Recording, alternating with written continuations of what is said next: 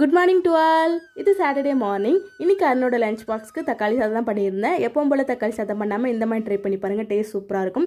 அதுக்கு ஒரு மிக்ஸில் ஒரு 3 பெரிய தக்காளியை கட் பண்ணி சேர்த்துட்டு ஒரு கைப்பிடி புதினா ஒரு பச்சை மிளகாய் சேர்த்து நல்லா ஃபைன் பேஸ்ட்டாக அரைச்சி வச்சுக்கோங்க. அதுக்கப்புறம் எப்பவும் போல் குக்கரில் ஆயில் சேர்த்துட்டு பட்டை லவங்கெல்லாம் சேர்த்துக்கோங்க. தக்காளி சாதத்துக்கு எப்போயுமே ஏலக்காய் சேர்க்கக்கூடாது, ஏன்னா ஃப்ளேவரே மாற்றி விட்டுரும். ஸோ சேர்க்காதீங்க.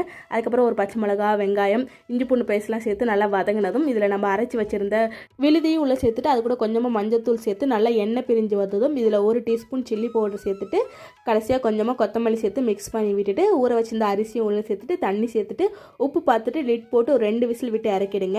அவ்வளோதான், சூப்பரான டேஸ்ட்டில் தக்காளி சாதம் ரெடி ஆகிடும். கண்டிப்பாக ட்ரை பண்ணி பாருங்கள். டேஸ்ட்டும் ஃப்ளேவரும் அவ்வளோ சூப்பராக இருக்கும். கிட்ஸுக்கெல்லாம் லஞ்ச் பாக்ஸ் கொடுத்தா லைக் பண்ணி சாப்பிடுவாங்க. அதுக்கப்புறம் அருணுக்கு லஞ்ச் எல்லாம் பேக் பண்ணியாச்சு. தக்காளி சாதத்தோட வெள்ளரிக்காய் ரைத்தா தான் பேக் பண்ணியிருந்தேன். அதுக்கப்புறம் அருண் மார்னிங் பிரேக்ஃபாஸ்ட்டாக தோசை சாப்பிட்டு ஆஃபீஸ் கிளம்பிட்டாங்க. அவ்வளோதான் கைஸ், நெக்ஸ்ட் வீடியோவில் பார்க்கலாம். பாய்.